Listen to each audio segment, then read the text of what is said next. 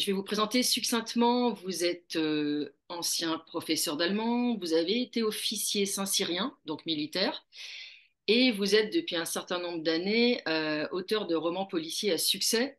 Vous avez monté avec votre compagne votre propre maison d'édition. Est-ce que vous pourriez nous en parler rapidement avant de commencer avec la murmuration?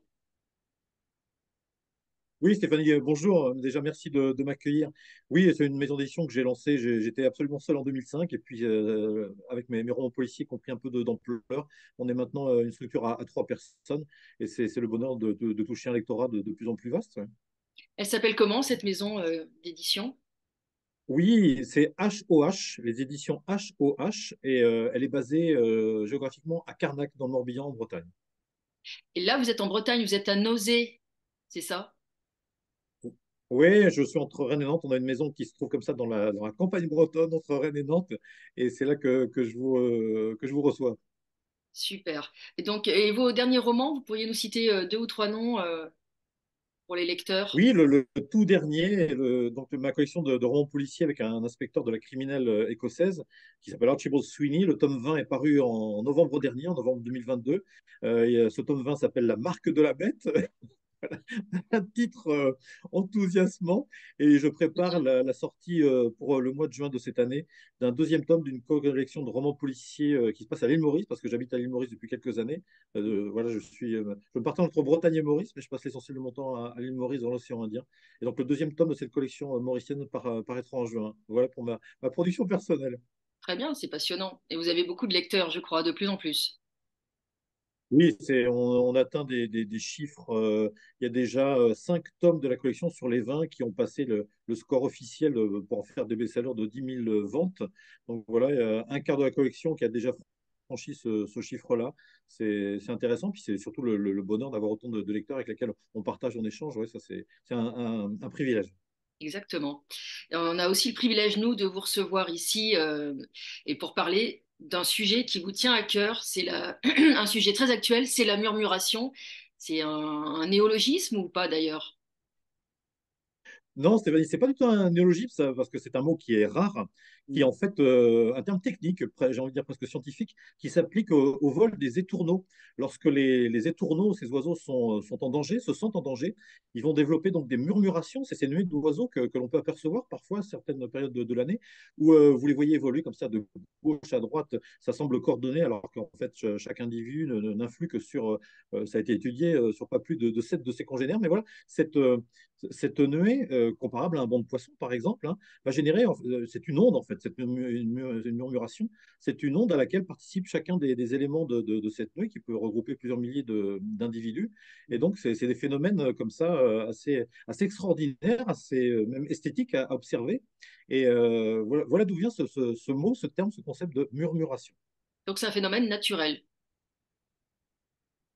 Oui, phénomène naturel hein, de réaction de défense des étourneaux, mais qui est assez comparable à ce qu'on peut observer par exemple dans un banc de poissons, dans une nuée, un essaim d'abeilles, de guêpes. C'est ces entités collectives qui en fait ne sont mues que par les déplacements, les mouvements de chacun des individus. Il n'y a pas de leader, il n'y a pas de chef. C'est une réaction vraiment globale, comme si cet ensemble ne faisait plus qu'un, ne faisait plus qu'un corps. Et concrètement, c'est une onde, une fréquence, hein, un peu comme une fréquence qui se lance et qui permet en fait à cet ensemble de vivants de ne plus être atteint par ces prédateurs éventuels. C'est-à-dire que si c'est l'image, mais si on lançait un missile à travers une murmuration des tourneaux, il n'y aurait pas un seul mort, quoi. Ils sont en sécurité, c'est-à-dire que leur mouvement, là, cette onde, fait que cette fréquence ne peut pas être atteinte par un missile, par exemple, comme si vous tirez une torpille à travers un banc de poissons, ben, il ne va rien se passer. C'est-à-dire que les poissons se sortiront indemnes ou alors si vous mettez un coup de main à travers une nuée un essaim d'abeilles pour vous protéger, ça ne sert à rien. Donc, ce sont des structures qui sont en fait des modes de défense. L'individu devient groupe, devient fréquence.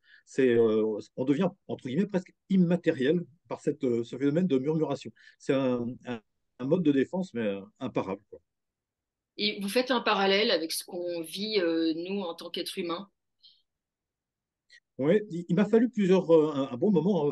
Je m'attache à relier des points logiques les uns aux autres, et donc c'est un peu comme une démarche intellectuelle. On progresse, on fait un cheminement, et à un moment, on arrive à des perspectives, des observations qui m'ont fait vraiment c'est presque comme Archimède dans sa baignoire, et un jour c'est Eureka. Enfin, si Archimède avait une baignoire, je ne sais pas. Mais en tout cas, voilà, tout d'un coup, on se dit, mais oui, ça ressemble beaucoup à ça.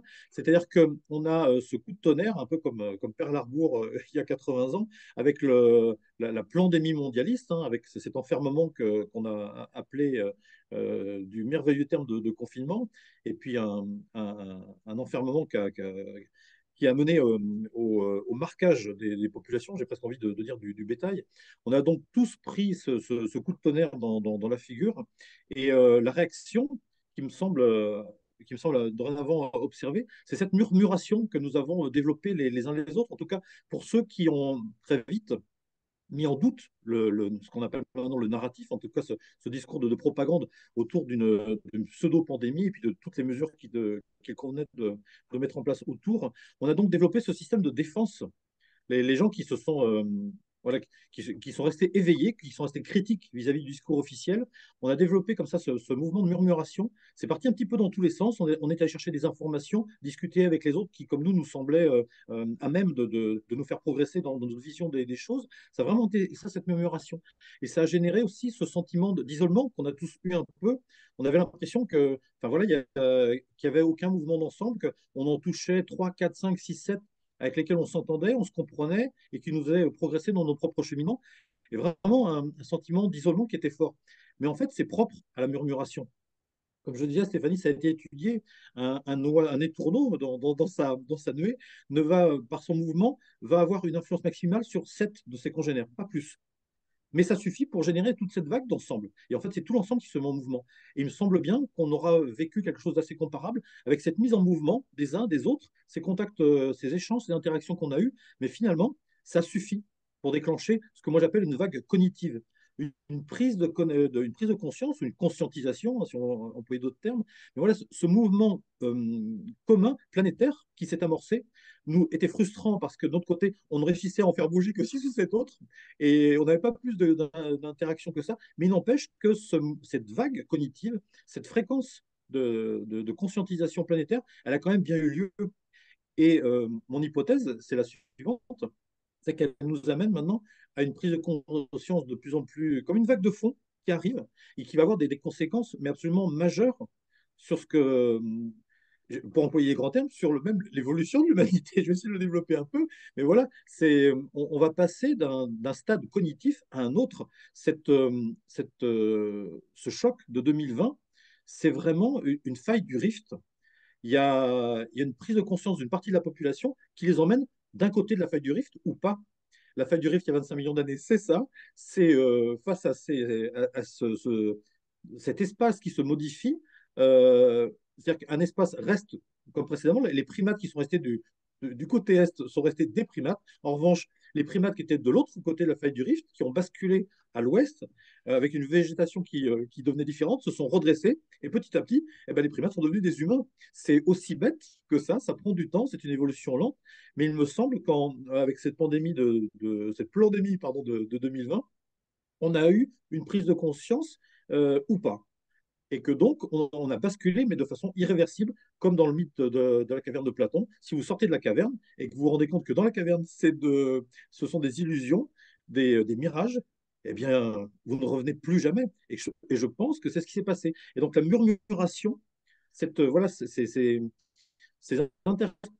interactions que nous avons eues tous ensemble a assez probablement généré cette vague cognitive est à l'origine de cette, j'ai envie de dire, de scission, de cette véritable faille cognitive qui s'est produite, à mon sens. On peut dire d'ailleurs que cette crise a fait exploser des groupes, des tourneaux qui semblaient s'entendre. Ça a dispersé des groupes et ça en a créé de nouveaux qui se sont formés un peu dans l'urgence et qui se sont repérés, flairés. Et on peut aussi dire d'ailleurs que donc il y a plusieurs narratifs pour utiliser ce néologisme, enfin ce terme, cette novlangue. Euh, des narratifs. Donc là, il y a eu le narratif pandémie, après il y a l'Ukraine. Et alors, il y a des groupes qui se sont créés, mais à l'intérieur, il y a des sous-groupes qui ont explosé parce que les narratifs se succédant, ça a pu faire apparaître des désaccords même dans des sous-groupes. Et donc, tout ça divise. Est-ce qu'il va en ressortir une force, malgré tout, une Oui, faiblesse? Qu'est-ce qui est à craindre? pense que c'est une évolution assez naturelle, Stéphanie. Pour reprendre cette image de la murmuration, observer cette nuée d'oiseaux qui volent un peu dans tous les sens, on a cette impression que tout d'un coup, vous avez un groupe qui se forme et qui va en attirer un autre, puis qui va se désagréger, puis en générer un autre, etc. Je pense qu'en fait, on est confronté à ça et ça conforterait cette hypothèse de murmuration. On est vraiment dans ces moments-là où on cherche une espèce de consonance, de fréquence commune. Il est assez inévitable que ce vol des tourneaux, à un moment, va prendre une direction, va se recomposer ou se composer en tout cas de façon différente. Donc, si cette lecture-là de ce qui se produit est correcte, c'est assez normal, assez naturel que de voir ces mouvements-là se s'opérer pour ensuite tendre vers une fréquence majeure. Donc, il n'y a rien d'anormal à ça. Je pense que justement, c'est un processus assez logique. On est vraiment dans ce moment de sortie, on va dire, c'est un peu comme si un homme adulte était en train de prendre la place, un homme de la maturité, un homo maturis qui viendrait supplanter une vision du monde qui serait celle donc d'un homme enfant, d'un homo pueri, quoi.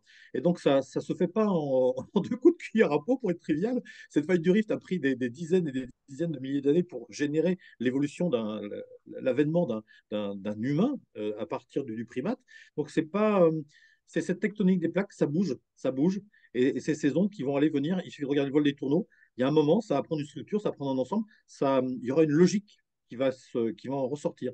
Et donc, ces mouvements-là, il faut les laisser aller, venir. Ça, ça appartient à cette murmuration. Donc, soyons respectueux de ça, surtout. Et concrètement, on appartient tous à cette même vague. Donc, voilà, ça bouge. Et heureusement que ça bouge, ça veut dire que c'est un système vivant, qui est évolutif. Donc, si j'appartiens à un système vivant, ça me va bien. Et d'ailleurs, ce système vivant, comme je crois que vous le dites parfois, il commet beaucoup d'erreurs, c'est normal, il est imparfait. Il y a une perte d'énergie et ça peut nourrir le camp d'en face, éventuellement. Enfin, vous avez repéré des erreurs, des choses à ne pas commettre potentiellement. Oui, si dans une seconde partie, on vient à parler des conséquences que ça a pour notre contexte franco-français, c'est vrai que si cette grille de lecture s'avère correcte, hein, si elle est positive, eh bien, c'est pas inintéressant de décrypter ce qui se passe au niveau local, dans notre espace francophone, et d'y voir justement ces vecteurs sur lesquels on doit passer notre énergie ou pas. Où est la déperdition d'énergie? Qu'est-ce qui est efficace? Qu'est-ce qui ne l'est pas? Donc, il sera intéressant après pour notre contexte local que d'appliquer cette grille de lecture. Et c'est peut-être ainsi qu'on trouvera des modes d'action qui seront efficaces, qui seront pertinents et qu'on identifiera toutes ces pertes d'énergie qui nous font au minimum perdre du temps, voire pire, pourraient nous conduire à l'échec du mouvement. Donc oui, cette grille de lecture, ce sera intéressant de l'appliquer parce que c'est bien et c'est nécessaire, c'est indispensable de prendre ce recul conceptuel par rapport à ce qui se passe, mais ensuite, il faut que ça ait des conséquences, des applications possibles sur notre quotidien, sur le concret, quoi. Et ça, c'est ce qu'on va essayer, je pense, hein, de montrer, d'expliquer après. Ouais. Vous, vous avez des points de vue, comme vous voyagez assez souvent, vous avez des points de vue de l'étranger sur ce qui se passe en France. Vous voudriez nous en parler un peu parce que justement, ça nous éclaire de prendre du recul par rapport à l'Hexagone. C'est très important. C'est également la raison pour laquelle je suis parti vivre à l'étranger. C'était pour avoir une vision décalée, décentrée. On ne peut pas pédaler et se regarder pédaler. Il y a un moment, c'est pas possible. Voilà, on ne peut pas faire ça. En revanche, ce regard de l'étranger, il est extrêmement intéressant, surtout que j'ai un point de vue, on va dire, africain. Mais l'île Maurice, là où elle est encore plus intéressante, c'est que c'est un carrefour de convergence d'influences asiatiques. Il y a une population qui a 70% d'origine indienne. Donc il y a des influences asiatiques, notamment indiennes, qui sont fortes. Il y a la connexion chinoise, 10% de la population est originaire de Chine. Vous avez des influences depuis l'Afrique. Maurice est une terre africaine. Et puis évidemment, des influences fortes, toujours, de l'Occident. Donc c'est vraiment ce carrefour de convergence qui est extrêmement intéressant. Et ça permet justement de multiplier ces positionnements. Et tout ça se trouve à Maurice, est disponible dans la vision des Mauriciens. En revanche, le point commun de ces visions-là, c'est un regard qu'on va qualifier pour le moins de négatif sur l'Occident et son évolution. C'est-à-dire que, bah, on va appeler un chat un chat, l'Occident ne fait pas rêver, ne fait plus rêver. Et que certains jeunes ou leurs parents qui planifiaient des cursus d'études dans les pays occidentaux reviennent sur cette position-là et n'ont aucune envie que leurs jeunes, leurs enfants, subissent ce qu'ils constatent dans ces pays-là. Et donc, on va se tourner vers d'autres choix qui pourront être l'Afrique du Sud, un peu moins occidentale, même si elle reste dans ce giron-là. Mais voilà, c'est une première décision. Sinon, eh ben, on ne va pas hésiter à les faire partir, pourquoi pas, en Inde, en Chine. Voilà, on se réoriente. Et ça, c'est assez net. Et dans le discours des journalistes, étant écrivain Maurice et étant en contact avec de nombreux intellectuels mauriciens, j'ai vu depuis 2 ans leur discours évoluer et les papiers des journalistes évoluer. Le, et puis il suffit d'écouter des médias comme Afrique Média, des choses comme ça. Donc la position des gens qui observent l'Occident de l'extérieur est de plus en plus tranchée et de plus en plus négative.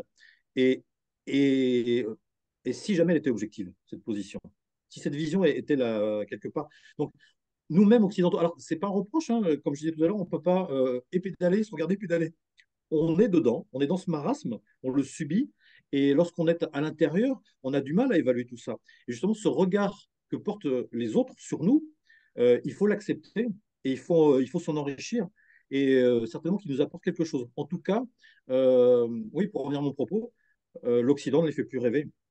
Et j'ai envie de dire, et peut-être bien qu'ils ont raison. Est-ce qu'ils, eux, voient avec ce recul et leur lucidité le piège numérique se refermer sur l'Occident, par exemple? Pas tant que ça. Pas tant que ça, parce que ces populations africaines ou asiatiques hein, sont également beaucoup dans la matrice. Elles sont grandes consommatrices de ces outils-là, quoi. Et quand je dis outils, bien souvent, eh bien, on est un peu victime de l'outil, hein. On voit le monde, la réalité, à travers ce prisme-là. On est déjà soi-même dans l'outil. Et donc, il ne faut pas non plus embellir ce regard-là. C'est des populations qui portent un regard négatif sur l'Occident tout en étant elles-mêmes pas mal euh, voilà, impliqués dans cette démarche-là. Donc, c'est un regard qui est pas si décentré que ça malgré tout. Donc, il faut être assez prudent. Voilà, il ne faut pas imaginer, par exemple, les BRICS comme des territoires sur lesquels le numérique n'aurait pas déjà une influence forte. On voit bien que la surveillance à la chinoise, elle est absolument terrible. Ils sont déjà totalement dans la matrice. En Russie, l'influence, la soumission à l'outil numérique est également extrêmement forte. En Inde, certainement un petit peu moins, mais dans de nombreux pays africains, eh ben, les jeunes, ils sont comme en Occident, on est pas mal sur le portable et on voit beaucoup de choses à travers le numérique. Donc attention, ce regard décentré n'est pas dépourvu justement d'une certaine soumission au numérique. On parlait de l'idée d'essayer d'agir en tant qu'étourneaux ensemble ou individuellement. Les erreurs à ne pas commettre, selon vous, ce sont lesquelles? Il y a, à ce moment-là, on peut prendre le prisme de la situation actuelle en France, prendre une image pour justement identifier assez vite ce que pourrait être d'éventuelles pertes d'énergie, des pertes de temps. Une image que j'aime bien donner, parce que je pense que malheureusement, elle n'est pas si éloignée que ça de la réalité. Euh, le président actuel du territoire français, on va le qualifier, on va le surnommer Niafron pour cette interview. Voilà, parce que c'est une marionnette, hein, concrètement, c'est une marionnette. Donc, voilà. Et d'ailleurs, enfin, c'est pas faire honneur à Niafron que de lui attribuer ce nom. Peut-être que cette marionnette est plus sympathique que le véritable personnage. Enfin, bref. Voilà, nous avons ce personnage qui se dit président depuis quelques années, qui, à mon sens, mais voilà, il y a d'autres études, c'est assez documenté, vont également dans ce sens. C'est-à-dire que nous aurions un personnage qui, de façon assez manifeste, est un pervers narcissique emblématique. Il en manifeste tous les comportements, tous les repères. Moi qui ai construit des personnages de romans policiers tourmentés, évidemment, dans ce registre-là, voilà, on maîtrise un peu cette psychologie-là. Et quand j'ai vu le candidat Niafron il y a quelques années à la présidentielle, et quand je voyais les sondages, je me disais, mais cet individu deviendrait le président de la France quand on sait ce dont ces pervers narcissiques sont capables, leur pouvoir de destruction. Là, j'ai trouvé ça assez épouvantable. Mais maintenant, on en voit toute la mesure, toute l'ampleur, quoi. Et cette hypothèse-là est quasiment validée au quotidien par son attitude, ses prises de position, ce qu'il verbalise. Donc voilà, c'est même plus qu'une hypothèse, hein, c'est une quasi-certitude que cet individu, Niafron, est un magnifique pervers narcissique. Donc, s'il est bien ce que je prétends qu'il est, il a de facto installé une relation sadomaso entre lui et la France, parce qu'il ne ça fonctionner que comme ça. Donc, on a déjà cette problématique-là, voilà, d'un président qui aurait ce profil psychologique-là, et donc d'une entité, la France, qui subirait, qui serait installée dans cette relation perverse, sadomasochiste, en raison de sa propre problématique. Et ces profils de pervers narcissiques, on les retrouve où? Eh bien, c'est bien souvent le profil de ce qu'on appelle les maris violents, de ces tyrans domestiques. Donc, on va essayer de garder cette grille de lecture pour avoir quelques réponses. Donc, imaginons que Niafron soit ce tyran domestique et que son épouse, depuis quelques années, ce soit la France. Eh bien, il va s'installer un climat et des relations qui sont les mêmes que dans un couple perverti par cette attitude du tyran domestique. Donc, qu'est-ce que ça implique pour l'épouse qui est violentée, qui est humiliée, qui est rabaissée au quotidien? Parce que, enfin, quand je vous dis que ça correspond, ça correspond. Le tyran domestique, chez lui, c'est un bourreau. C'est un bourreau. L'épouse est humiliée, frappée, elle est dénigrée à l'extérieur. Qu'est-ce qu'il fait Niafron quand il sort de son espace domestique? Il se montre dans la lumière comme quelqu'un mais de génial. C'est un young world leader. Il est magnifique, il resplendit. À l'étranger, il n'y a pas longtemps encore, il était vu comme une personnalité extrêmement positive, comme les tyrans domestiques à l'extérieur. Enfin, on ne comprend pas que la femme battue se plaigne. Enfin, cet homme est tellement merveilleux. Sauf que chez lui, c'est les coups de bâton, quoi. Donc, on est assez proche de ces relations-là, quoi. Et cette femme humiliée, battue, violentée, il lui reste trois options vis-à-vis du comportement d'un compagnon de ce type. Il y en a qui sont, vous allez voir, plus agréables que d'autres. Mais concrètement, quand on étudie les faits, il n'y a que trois sorties possibles de ces crises-là. Quand la femme, ben voilà, se rend bien compte qu'elle s'est trompée dans le choix. C'est peut-être que beaucoup de Français font en ce moment, en tout cas, de se rendre compte de ça, enfin. Alors, la première option, elle est, ça fait parfois la une des faits divers, c'est de prendre l'ascendant sur le mari violent et de monter le curseur de violence au-delà du curseur qu'il manifeste au quotidien.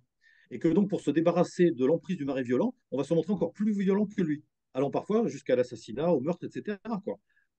Ça peut être ça. C'est une première option. C'est-à-dire supplanter le niveau de violence du tyran domestique pour le mettre à terre et, entre guillemets, lui régler son compte. La messe est dite. C'est l'option la plus violente de toutes. C'est répondre à la violence par la violence. Mais c'est aussi une façon, concrètement, de se débarrasser du tyran domestique. Deuxième option, qui, à mon sens, est la plus intéressante. Elle prend un peu plus de temps et la violence n'en est pas absente. Mais c'est ces scénarios où la femme battue, dénigrée, va quitter le domicile. C'est-à-dire qu'elle va laisser son agresseur dans le vide. Euh, Elle lui fait comprendre, je sais qui tu es, je t'ai identifié comme pervers narcissique, je sais ce que tu veux, je sais ce que tu me fais. Il n'y a rien de pire pour le pervers narcissique que d'être démasqué. Donc, elle quitte le domicile, ce qui est un acte extrêmement courageux, compliqué. Souvent, ces femmes ne sont pas comprises parce que justement, enfin, de l'extérieur, on pense que ce monsieur est juste génial, quoi. Il ne peut pas avoir fait ça. Et pourtant, c'est ce qui se passe, c'est ce qu'elle vit. Au minimum, c'est son ressenti. Et c'est déjà suffisant. Donc, elle quitte le domicile et pour laisser son agresseur dans le vide. Maintenant, ce n'est pas la fin de ses problèmes. Parce que assez souvent, un pourcentage de cas assez conséquent, l'agresseur n'en a pas fini avec elle. Il va chercher à la retrouver et la violence n'est pas absente.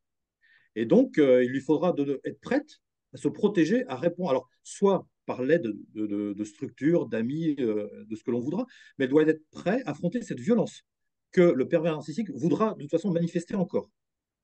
Donc, c'est une deuxième option qui est plus intéressante puisque on laisse la violence dans le vide. Maintenant, en ayant conscience que cette violence sera peut-être quand même amenée à devoir y répondre, un minimum se défendre. Et ça prend un peu plus de temps avant que le pervers narcissique change de proie, change d'objet. Mais en tout cas, c'est une option intéressante. Et on verra les conséquences concrètes que ça aurait sur une situation française.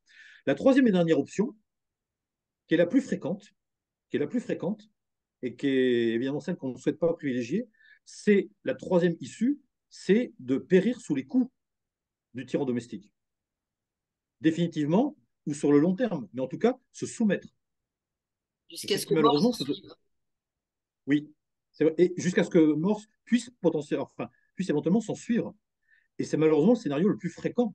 C'est-à-dire que la première option, pour résumer, c'est je supplante la violence de mon agresseur et c'est moi qui le réduis.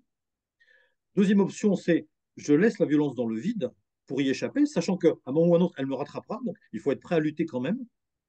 C'est pour moi ce qui me semble l'option la plus entre guillemets séduisante, si j'ose dire. Et la troisième, c'est celle de se soumettre au risque d'en mourir. Et si on décalque cette grille de lecture sur la situation française, eh ben, il nous reste, même chose, trois options. La première, c'est de déloger le forcené de son château. Voilà. On se regroupe à 50 000 dans les rues de Paris, on fait corps, on pousse, parce qu'une foule qui fait corps, ben, elle avance, elle va où elle veut. Elle va dans le château du forcené. Il y a même pas, enfin, il y a pas besoin. Sa seule violence, c'est son ombre, sa poussée, d'être une vague irrépressible. Il n'y a même pas besoin de violenter qui que ce soit, il suffit de pousser, d'avancer. Et ça va passer. Et on va chercher le forcené, on va faire coucou à BFM, et c'est fini. On a supplanté la violence du tyran domestique. Première option. Mais c'est celle qui réclame l'énergie, la violence la plus forte et la plus grande détermination. Ça, c'est une première option. Et la seconde option, donc, si on la décalque, laisser l'agresseur dans le vide équivaudrait à, un peu comme si ça s'est passé dans les pays de l'Est il y a une trentaine d'années, c'est tout d'un coup, c'est cause toujours tu m'intéresses. Niafron peut faire des discours devant les caméras, ben, vous éteignez la télé. Ils peuvent prendre les décisions qu'ils veulent, cause toujours tu m'intéresses. C'est On joue plus. l'indifférence, c'est C'est ça. la vraie différence, c'est les dévitaliser, ne plus jouer avec eux. On joue plus, on laisse dans le vide. Mais évidemment, euh, ils ne vont pas quitter leur pouvoir comme ça, leur pouvoir de nuisance comme ça. Ils vous enverront leur milice qui viendra vous demander des comptes. On va venir ponctionner vos comptes. En résumé, Stéphanie, hein, si on repart de cette grille de lecture où la marionnette Niafron serait un tyran domestique, un pervers narcissique tyran domestique ayant soumis son épouse que serait la France, donc à cette épouse soumise ne resterait plus que trois options. La première étant donc d'aller au-delà de la violence qui lui est infligée et de reprendre la main sur cette violence. Et donc concrètement, ça se traduirait par, eh bien, on pousse, on va déloger le forcené de son château et un groupe bien décidé eh bien, va lui faire comprendre qu'on ne joue plus, c'est fini. Et donc on répond à la violence par la violence. C'est une première option qui nécessite le plus d'énergie, qui est la plus courte, mais qui est une des plus périlleuses et qui demande voilà, une débauche d'énergie la plus conséquente.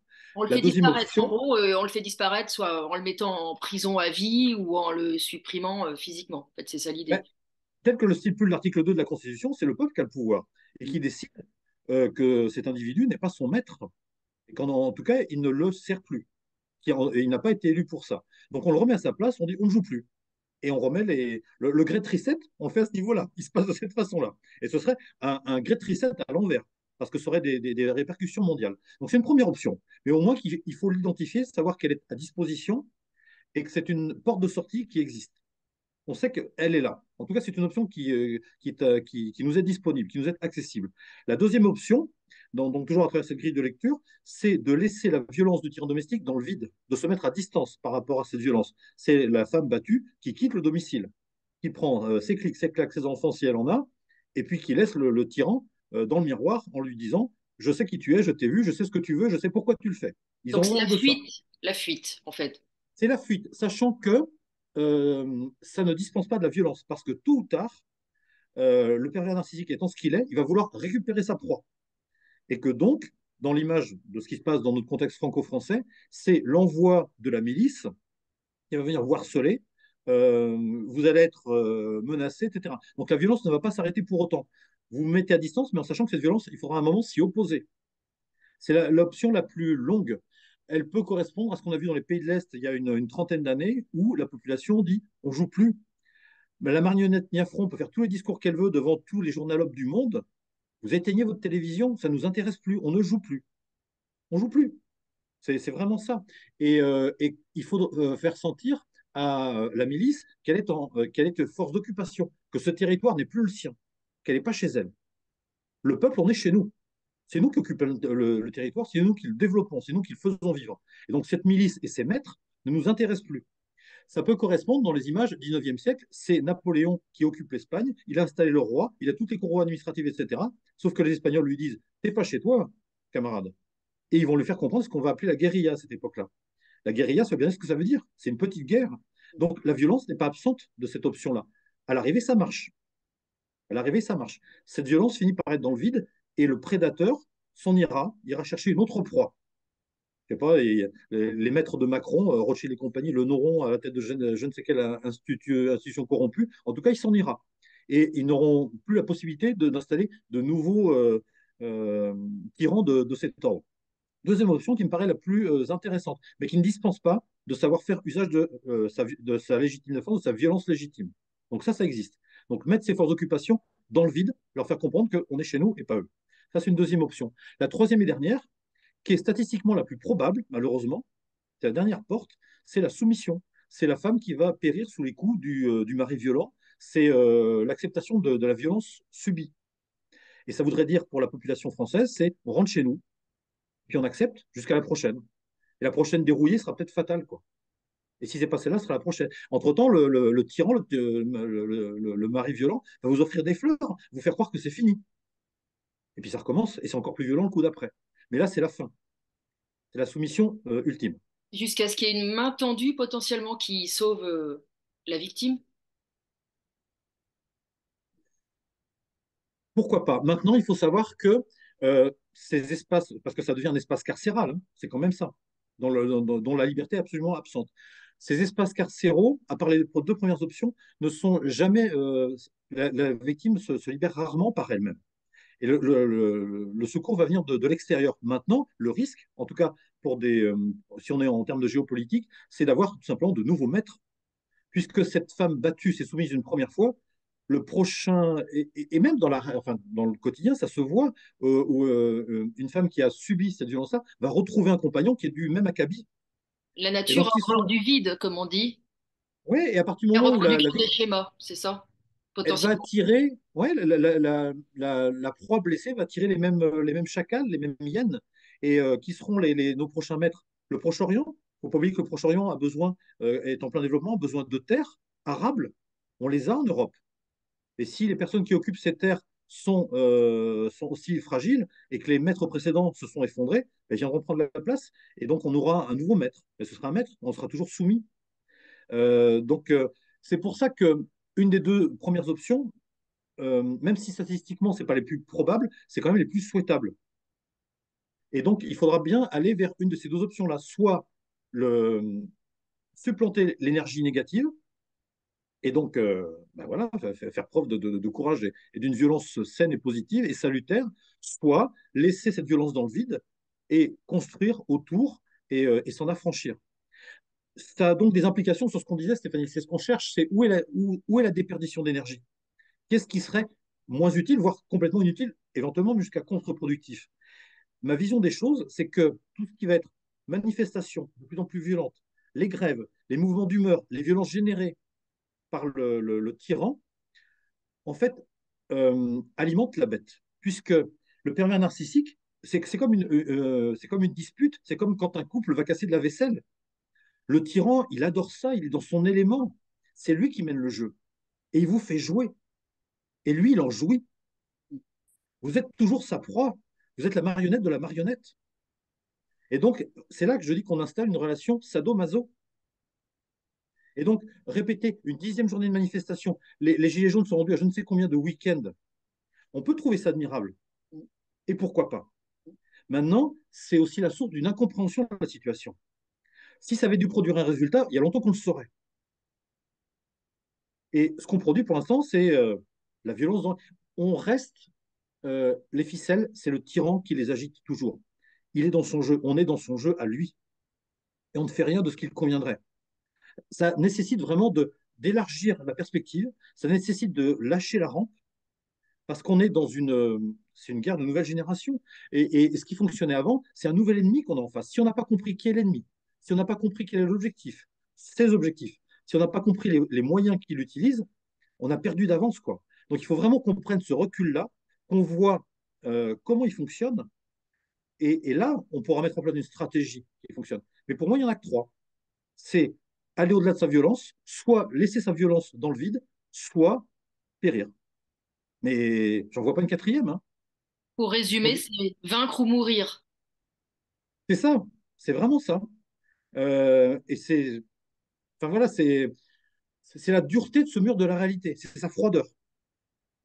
Mais le pays, si c'est encore un pays, a été installé dans cette relation-là.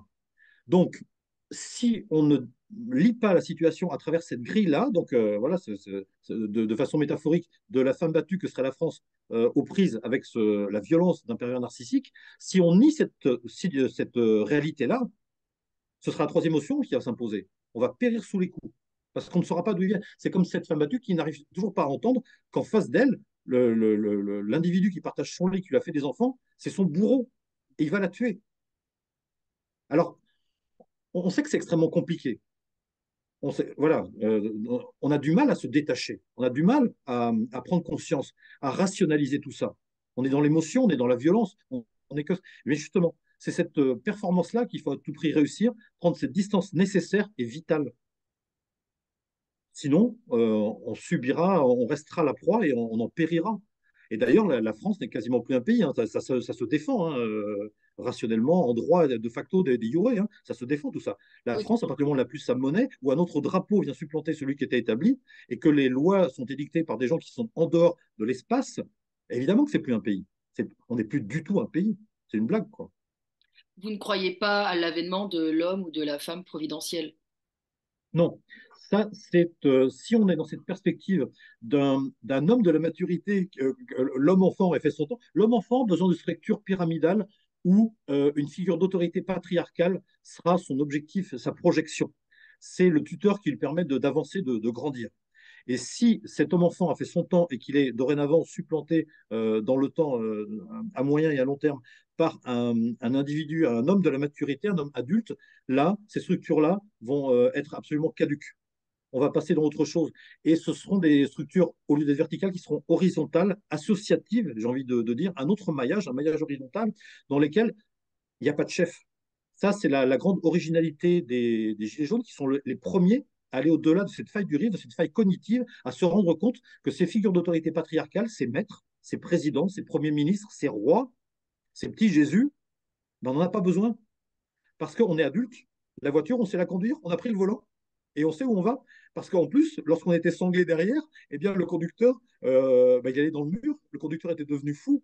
Donc, voilà, il y a un moment, on se rend compte qu'on est capable d'atteindre l'objectif par nous-mêmes et pour nous-mêmes.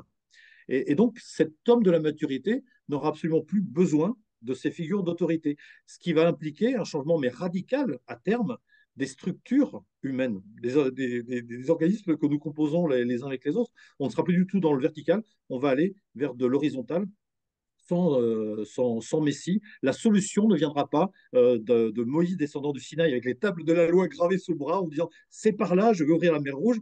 Ça, c'était avant, ça, c'est terminé, ça, on n'en veut plus. Et on est des millions et des millions dans le monde à l'avoir compris. On a envie de faire les choses ensemble. On ne Sans sait pas avoir où on va. un guide suprême potentiellement Sans guide. malveillant. Non, parce que ce que l'homme de la maturité, à mon sens, hein, dans ma métaphore, aurait compris, c'est que c'est pas l'objectif qui est intéressant, c'est le chemin qu'on va faire ensemble. Il n'y a rien de plus intéressant que ce chemin qu'on va construire ensemble, qui sera semé d'embûches, qui sera parfois semé d'erreurs, mais l'expérience n'est que l'autre nom que l'on donne à nos erreurs cumulées, quoi. Donc c'est ça l'intérêt, c'est vivre, c'est vivre. Et c'est cette cohésion avec la nature, où la nature elle-même, dans son cheminement, sa progression, se trompe, trébuche, se relève, il n'y a rien de plus vivant, il n'y a rien de plus humain. Nous sommes des êtres naturels. Et donc le transhumanisme est un leurre. Le transhumanisme, ce serait devenir un objet, un outil prévisible, programmé. C'est la mort. C'est absolument c'est la mort programmée. Si on veut rester évolutif, vivant, eh bien, il faut accepter le chemin, le faire et le faire collectivement. C'est pour ça que cette murmuration est appelée, c'est vraiment c'est une vague cognitive, cette murmuration, elle va se structurer et donner naissance à terme à des structures d'un autre type. Cette évolution se fera évidemment avec le temps, mais toute bonne hypothèse n'est valable que si elle est corroborée par les faits. Si les faits, le réel, vient conforter cette hypothèse, bon, d'accord, ça veut dire que l'hypothèse a du corps, qu'elle serait solide.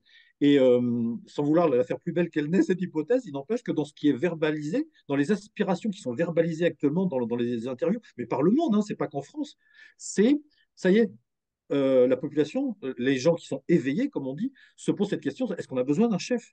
Et la réponse est dans la question. Ben non, On est prêt à faire autre chose. On est prêt à se structurer différemment. La difficulté étant que c'est une terra incognita. C'est une zone inconnue qu'on n'a pas encore foulée. C'est le principe même de l'évolution. C'est cette image de la faille du rift où tout d'un coup, les primates se retrouvent d'un côté de la faille qui ne connaissent pas, où la nature évolue, où elle n'a jamais été comme ça. Et pour survivre, pour s'adapter à ce nouveau contexte, ils vont se redresser et devenir des humains. Eh bien, je pense que l'Homo sapiens sapiens, eh bien, s'il reste d'un côté de la faille du rift, il va rester là où il est, et peut-être même décrépir dans sa... Et de l'autre côté, avec cette faille cognitive qui s'est ouverte, pour ceux qui ont basculé de l'autre côté, on va se redresser. Je pense qu'on est bien redressé. Maintenant, il faudrait rester suffisamment pour voir les horizons qui viennent. Exactement. Donc n'évolueront que ceux qui n'auront pas peur de l'inconnu, finalement. Oui, c'est une vraie prise de risque. C'est inconfortable. La situation que les personnes qui, comme nous tous, hein, on est extrêmement nombreux, ont fait ce choix de l'éveil, de regarder le mur de la réalité. Et je pense qu'il faut vraiment s'en approcher, il faut vraiment le toucher du doigt. Euh, c'est, euh, Déjà, c'est une démarche irréversible, mais la transition s'opérera par cette personne-là. J'emploie bien le terme de personne. Pour moi, l'homme de la maturité, c'est une personne. C'est une personne qui a conscience d'être à la fois le je et le nous, qui réunit intrinsèquement en elle cette conscience-là. C'est même pas une double conscience, c'est en soi d'avoir conscience que je suis l'individu, mais je suis aussi la collectivité, et que mes actes ont une conséquence pour la collectivité, et que donc c'est là que je suis adulte. C'est-à-dire que je mesure l'ampleur de ce que je fais, et que j'ai pas besoin d'être déresponsabilisé par un petit Jésus, par un président qui me dit où je vais. C'est ça le confort, c'est d'obéir. Le confort, c'est d'obéir. Parce qu'en plus, on ne sera ni coupable ni responsable puisqu'on n'a pas décidé. Donc ça, c'est le confort de l'enfance absolu. C'est je suis un enfant, voilà, je suis protégé entre guillemets. Mais en fait, c'est pas moi qui décide de ce que je fais et d'où je viens. Et évidemment, à contrario, l'homme de la maturité, eh bien, il est parfaitement maître de son destin. Il a accepté de le prendre en main. Il a accepté de se tromper, de faire des erreurs, mais il est en même temps conscient que s'il commet une erreur, eh bien, moi, je sais pas. Toi, prends ma place parce que j'y arrive plus. Et donc, c'est cette humilité-là pour moi, l'homme de la maturité, il a en soi l'humilité. L'humilité, c'est se mettre en situation d'apprendre. Et c'est bien à l'opposé de l'arrogance manifestée par ces dirigeants politiques qui savent tout. C'est c'est concernant. Donc, à partir du moment où ils sont arrogants, ils sont fermés au progrès, ils sont fermés aux apports extérieurs. C'est un système froid, voué à l'entropie, à la mort. En revanche, l'humilité, c'est rester ouvert, accepter les erreurs et s'en enrichir. Donc, c'est vraiment deux positions personnelles, intellectuelles qui sont totalement différentes. Mais la nature étant ce qu'elle est, c'est là qu'il faut rester optimiste. Évidemment, ça basculera, c'est irréversible que ça bascule dans la direction que je crois entrevoir, quoi. Je dirais que de façon naturelle, il n'y a pas d'autre choix. Mhm. Et tous ces sujets très actuels vous inspirent de quelle façon dans votre œuvre? C'est inévitable que ça va structurer, alors même si ce ne sont entre guillemets que des intrigues policières, mais le roman policier, justement, c'est ça qui est subtil dans cet outil-là, c'est qu'avec un abord ludique, facile d'accès, voilà, des intrigues rythmées, on se prend au jeu, c'est aussi en sous-main la possibilité de faire passer d'autres vecteurs cognitifs, d'autres vecteurs d'information, des messages beaucoup plus forts, beaucoup plus intemporels, beaucoup plus larges. C'est ça que ce véhicule-là du roman policier. Donc, inévitablement, ça a formaté quelques-unes de mes intrigues. Et je dis toujours que ce qui est important dans tout roman, même pas policier, c'est sa fin, c'est le message que l'on délivre. Le livre que l'on écrit n'a pas d'autre valeur que la qualité du message que vous délivrez à la fin. Et l'intrigue policière, comme n'importe quel roman, voilà, sera riche de la fin qu'elle apporte, que vous souhaitez faire partager. Donc, inévitablement, quand je construis mes intrigues, le message de fin, alors, qui n'est pas forcément, il y a toujours strates à digérer, mais le message porteur, les fondations de ce message, elles sont effectivement liées à ces messages-là qui nous concernent tous, qui sont intemporels, qui font qu'on fait corps, qu'on fait cohésion ensemble. Je vous remercie infiniment pour ce bel entretien et on vous invitera à nouveau volontiers pour d'autres sujets d'actualité, des sujets brûlants. À très bientôt, John-Éric Nielsen. Merci beaucoup. Grand merci Stéphanie, un grand merci pour justement tout cet apport et tous ces échanges qu'on peut avoir les uns avec les autres. Un grand, grand merci.